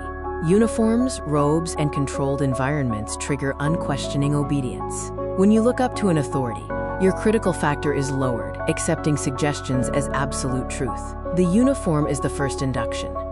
The second element is translogic, a self-contained system logical only within its own framework. This creates a closed loop of reasoning. A doctrine establishes ultimate authority, turning rules into absolute truths. The paradigm acts as a perceptual filter, making external manipulation feel like internal conviction. The third element is overload, creating an intense, rapid-fire experience that bypasses the conscious mind. Techniques include sensory saturation, emotional triggers, and message overload. This forces the subject to feel something profound, anchoring the belief without rational scrutiny. The heart accepts what the head has no time to question. The grand illusion is when you become your own hypnotist. Division keeps us fighting each other, distracting us from the masters of the modality. They use filtered evidence to make you doubt your power. The ultimate control is when you self-hypnotize with their suggestions. I am not enough. This is the self-hypnosis of suffering. The quick release uses the Sedona method to clear emotional debris. Emotional baggage is just something you are holding on to. You can drop it using these 4 questions. Could I let this feeling go? Would I let this feeling go? When? Answer. Now, repeat until you feel a tangible shift in your state. The reframe shifts meaning and reality. Change the meaning you attach to an event, and you change your emotional response. Content reframing actively searches for the positive intent or hidden benefit. Failure is just data and feedback. A block is a stepping stone. Change the question to change the destination. You are already in a trance. Self-hypnosis is choosing your own program. This is your new operating system. Use a simple countdown